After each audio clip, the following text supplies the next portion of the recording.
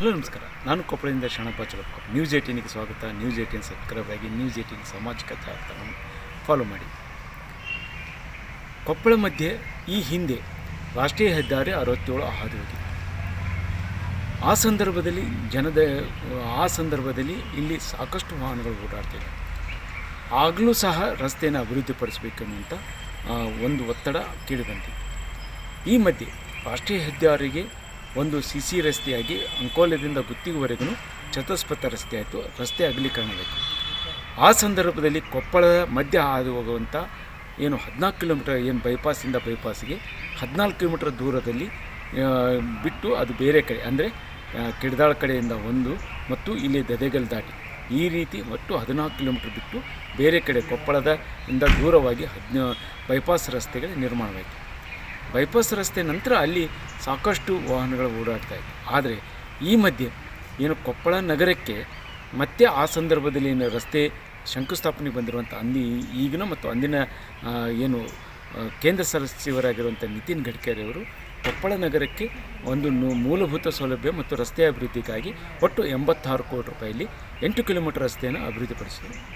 ಆದರೆ ಅಲ್ಲಿರುವುದು ಒಟ್ಟು 14 ಕಿಲೋಮೀಟರ್ ರಸ್ತೆ ದೂರ, ಅಂದರೆ 14 ಕಿಲೋಮೀಟರ್ ವ್ಯಾಪ್ತಿಯಲ್ಲಿ ಕೇವಲ 8 ಕಿಲೋಮೀಟರ್ ರಸ್ತೆ ಅಭಿವೃದ್ಧಿ ಆಯಿತು. ಅಲ್ಲಿ ಚತುಷ್ಪಥ ರಸ್ತೆ ಆಯಿತು. ಆ ರಸ್ತೆ 2018ಕ್ಕೆ ಮುಕ್ತಾಯಗೊಂಡು ಈಗಾಗಲೇ ಆ ರಸ್ತೆ ಮೇಲೆ ಸೆಣಸ್ತಾರೆ. ಅಂದರೆ ಸರಿಸುಮಾರು 7 ವರ್ಷಗಳ ಮಧ್ಯೆ ಈಗಿರುವ ಉಳಿದ ಕೊಪ್ಪಳದ ಜಿಲ್ಲಾಡಳಿತ ಭವನದಿಂದ ಕಿಡ್ದಾಳ ಕಡೆ ಇರುವಂಥ ಬೈಪಾಸು ಮತ್ತು ಕೊಪ್ಪಳ ಜಿಲ್ಲಾ ಕ್ರೀಡಾಂಗಣದಿಂದ ದದೇಗಲ್ ದಾಟಿ ಇರುವಂಥ ಬೈಪಾಸಿಗೆ ಸುಮಾರು 6 ಕಿಲೋಮೀಟರ್ ವ್ಯಾಪ್ತಿಯಲ್ಲಿ ಹಾಗೆ ಉಳಿದಿದೆ. ಆ ರಸ್ತೆ ಸಂಪೂರ್ಣವಾಗಿ ಹಾಳಾಗಿದ್ದು ಇಲ್ಲಿ ವಾಹನ ಸಂಚಾರದರು, ಪ್ರಯಾಣಿಕರು ಮತ್ತು ಆಟೋ ಚಾಲಕರು ಬಹಳಷ್ಟು ಸಂಕಷ್ಟವನ್ನು ಎದುರಿಸ್ತಾರೆ. ಮತ್ತು ಗುಂಡಿಮಯವಾಗಿರುವಂಥ ಈ ರಸ್ತೆಗೆ ಕಾಯಕಲ್ಪ ನೀಡಬೇಕಾಗಿದೆ ತೀರವಸೆ. ಅಂದರೆ ಸಂಪೂರ್ಣ ರಸ್ತೆ ಆಗದೇ ಇರೋ ಕಾರಣಕ್ಕಾಗಿ ಇಲ್ಲಿ ಜನ ರಾಷ್ಟ್ರೀಯ ಹೆದ್ದಾರಿಗಳ ಮುಖಾಂತರ ಬರುವಂಥ ಜನ ಕೊಪ್ಪಳ ನಗರಕ್ಕೆ ಪ್ರವೇಶವಾದ ತಕ್ಷಣ ಇಲ್ಲಿ ಗುಂಡೆ ಬಿದ್ದ ರಸ್ತೆಯಲ್ಲಿ ವಾಹನ ಸಲ್ಲಿಸುವಾಗ ಅಲಿಗಾಡಿ ಸಹಜವಾಗಿ ಜನ ಇಲ್ಲಿ ಅಪಹಾಸ್ಯ ಮಾಡುವಂಥದ್ದು ಕೊಪ್ಪಳ ಬಂತು ಎದ್ದೇಳಿ ಅನ್ನುವಂಥ ಎಚ್ಚರಿಕೆ ನೀಡುವಂಥ ಸಂದೇಶವಾಗಿದೆ ಅನ್ನುವಂಥ ಅಪಹಾಸ್ಯವನ್ನು ಮಾಡ್ತಾಯಿದ್ರು.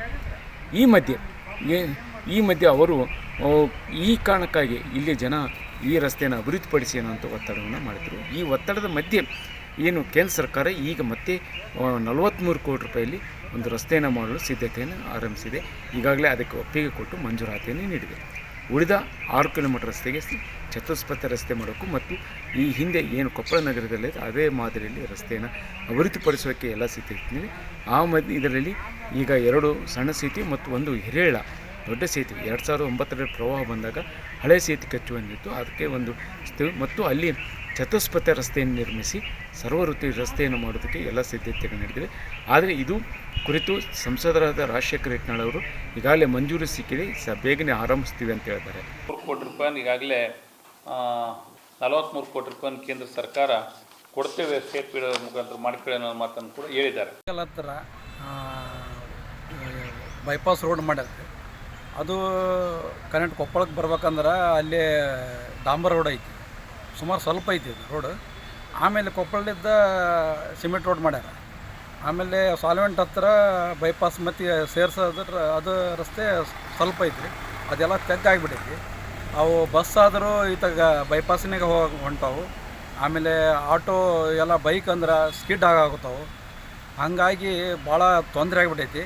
2 ಸ್ವಲ್ಪ ಅದಾವೆ ರೀ ರೋಡ್. ಅವು ಹಾಗಾಗಿ ಒಂದು ಸ್ವಲ್ಪ ಅದು ಸರಿಯಾಗಿ ಮಾಡಿಬಿಟ್ರೆ ಡಾಂಬರ್ ರೋಡ್, ಆಮೇಲೆ ಇಲ್ಲಿಂದ್ರೆ ಸಿಮೆಂಟ್ ರೋಡಾರ ಮಾಡ್ಬೇಕ್ರಿ. ಅದು ಸಿಮೆಂಟ್ ರೋಡ್ ಆದ್ರೆ ಚಲೋ ಆಗಿಬಿಡುತ್ತೆ ರೀ. ಅಲ್ಲಿ ಕನೆಕ್ಟ್ ಅತ್ತಾಗೊಂದು ಸ್ವಲ್ಪ ಈತಗೊಂದು ಸ್ವಲ್ಪ ಐತಿ ರೀ. ಅದು ಆಗಿಬಿಟ್ರೆ ಅನುಕೂಲ ಆಗಿಬಿಡ್ತಾರೆ ಮಂದಿಗೆ. ಆದರೆ ಹೇಳಿರುವಂಥ ಹೇಳಿಕೆಗಳು ಇದು ಕಾಲಮಿತಿ ಆಗದೇ ಇದ್ದರೆ ಮುಂದಿನ ಮತ್ತೊಂದಿಷ್ಟು ದಿವಸ ಹೋದರೆ ಮತ್ತೆ ಅದು ಯೋಜನಾ ಗಾತ್ರ ಹೆಚ್ಚಾಗುತ್ತೆ ಮತ್ತು ಅದು ರಸ್ತೆ ಇನ್ನಷ್ಟು ವಿಳಂಬವಾದಷ್ಟು ಪ್ರಯಾಣಿಕರಿಗೆ ತೊಂದರೆ ಆಗ್ತದೆ. ಈ ರಸ್ತೆಯನ್ನು ಬೇಗನೆ ಆರಂಭಿಸಿ ಬೇಗನೆ ಈ 6 ಕಿಲೋಮೀಟರ್ ರಸ್ತೆಯನ್ನು ಪೂರ್ಣಗೊಳಿಸಬೇಕೆನ್ನುವುದು ಜನರ ಒತ್ತಾಯವಾಗಿದೆ. ಶರಣಪ್ಪ ಚಲಪೂರ್, ನ್ಯೂಸ್ 18 ಕೊಪ್ಪಳ. ನಿರ್ಭೀತ, ನಿಷ್ಪಕ್ಷಪಾತ, ವಿಶ್ವಾಸಾರ್ಹ ಸುದ್ದಿಗಳಿಗೆ ಮತ್ತೊಂದು ಹೆಸರಾಗಿರುವಂತ ನ್ಯೂಸ್ 18 ಕನ್ನಡ ಈಗ ಆಪ್ನಲ್ಲೂ ಲಭ್ಯವಿದೆ. ದಯವಿಟ್ಟು ಇಲ್ಲಿರುವಂತ QR ಕೋಡ್ ಸ್ಕ್ಯಾನ್ ಮಾಡಿಕೊಂಡು ಆಪ್ ಡೌನ್ಲೋಡ್ ಮಾಡೋದಕ್ಕೆ ಮರಿಬೇಡಿ. ನಿಮ್ಮ ಬೆಂಬಲ ಹೀಗೆ ಸದಾ ನಮ್ಮೊಂದಿಗಿರಲಿ. ಧನ್ಯವಾದ.